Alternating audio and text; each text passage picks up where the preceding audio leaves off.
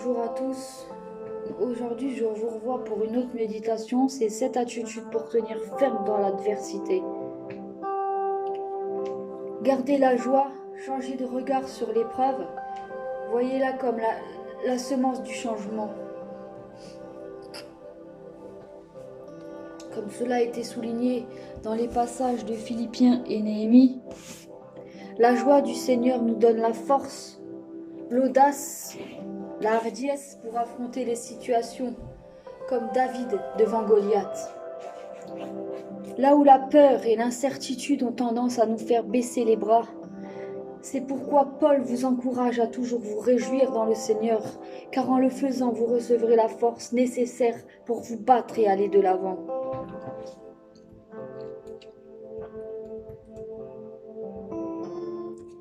Dans Ésaïe 45, verset 7, l'Éternel dit « C'est moi qui crée l'adversité. Devant la mer rouge, Dieu a permis cette situation d'adversité pour glorifier son nom et également pour amener son peuple à se rapprocher de lui et toujours compter sur lui.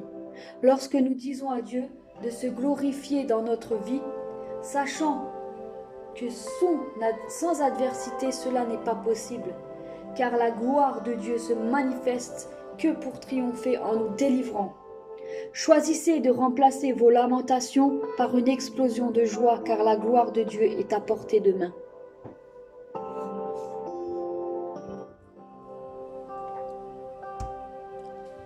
On va lire quelques versets, et tout d'abord, j'aimerais prier pour nos familles respectives. Père, je te prie pour nos familles, Seigneur. Je te prie, Papa, que tu réveilles nos familles, Papa, que tu les percutes, Seigneur, que tu leur fasses faire des rêves, des songes, Seigneur. Je te prie vraiment que notre famille puisse se repentir de tout le mal qu'ils ont fait, qui tournent les talons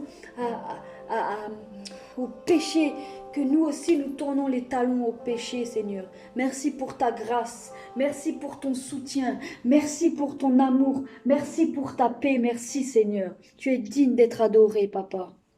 Amen. Je vais lire Jacques 1, de 2 à 4. Mes frères, considérez-vous comme très heureux quand vous avez à passer par toutes sortes d'épreuves. Car vous le savez, si votre foi résiste à l'épreuve, celle-ci produira la persévérance.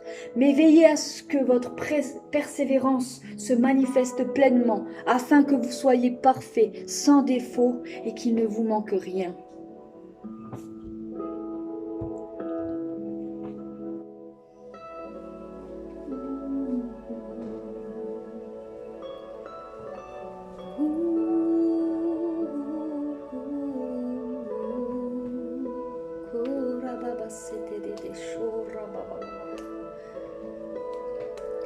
Je vais lire Philippiens 4, 4.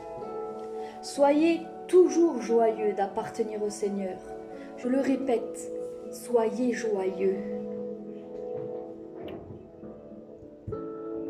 C'est vrai que par moments, quand on a des épreuves, ça nous tombe dessus comme ça. Et quand ça nous tombe dessus, on se demande, mais qu'est-ce que j'ai fait pour mériter ça?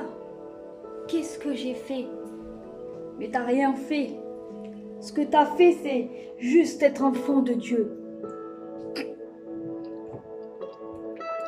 Et les épreuves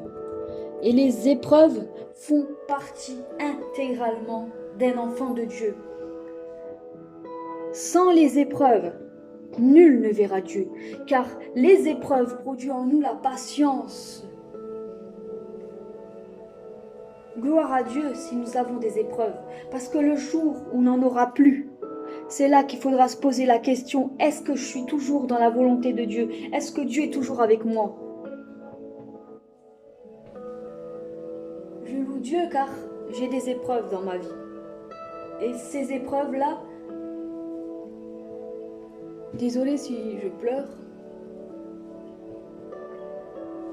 mais ces épreuves-là m'apprennent sur moi-même et ces épreuves m'apprennent à à devenir forte, à ne pas craindre.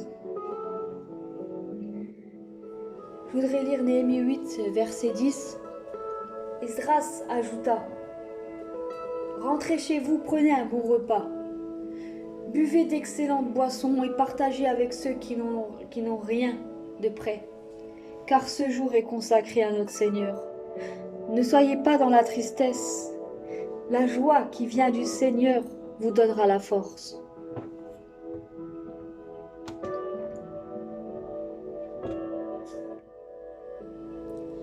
Comme dit ce passage, la joie du Seigneur, c'est ma force.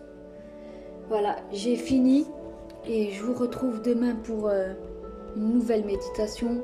En attendant, que Dieu vous bénisse, vous protège.